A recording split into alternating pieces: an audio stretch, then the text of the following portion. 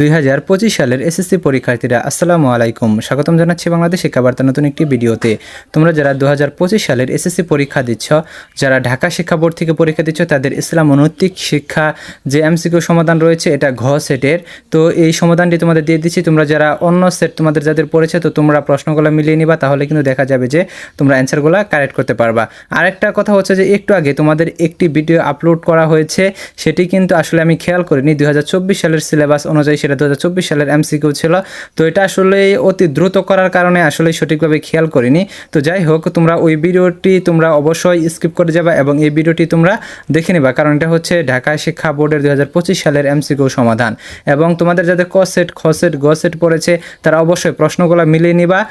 এবং কারণ তোমাদের এই ঘ সেটের সাথে কিন্তু তোমাদের নাম্বারটা মিলবে না, কারণ এটা এখানে যেটা 1 নাম্বার আছে, ওইটা দেখা যাবে যে অন্যান্য সেটে 4 নাম্বার, 5 নাম্বার বা 10-15 নাম্বারে দেওয়া আছে। কাজে প্রশ্নগুলো মিলে তারপরে অ্যান্সারগুলো কারেক্ট করে নিবা।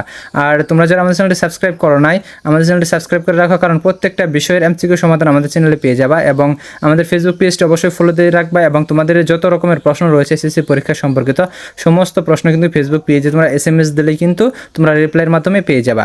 তো যাই হোক, তোমরা যারা শিক্ষার্থীরা রয়েছ, তোমরা অবশ্যই আমাদের চ্যানেলটি সাবস্ক্রাইব করে রাখো এবং পাশে থেকে বেল আইকনটি বাজিয়ে দাও, যাতে নতুন ভিডিও আপলোড করার সাথে সাথে সেটি তোমাদের নোটিফিকেশনে চলে যায়।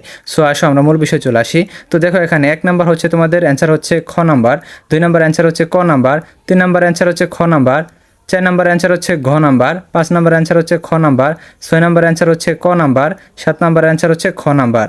তারপরে দেখো তোমরা 8 নাম্বার, তো 8 নাম্বারের অ্যান্সার হচ্ছে ঘ নাম্বার, 9 নাম্বারের অ্যান্সার হচ্ছে খ নাম্বার, 10 নম্বরের অ্যান্সার হচ্ছে খ নাম্বার, 11 নম্বরের অ্যান্সার হচ্ছে খ নাম্বার, 12 নম্বরের অ্যান্সার হচ্ছে গ নাম্বার, 13 নম্বরের অ্যান্সার হচ্ছে গ নাম্বার, 14 নম্বরের অ্যান্সার হচ্ছে ঘ নাম্বার। আর এটি কিন্তু তোমরা দেখতে পাচ্ছ যে উদ্ভাস উন্মেষ কর্তৃক কারেকশন করা হয়েছে, তো এটা কিন্তু শতভাগ সঠিকের নিশ্চয়তা রয়েছে।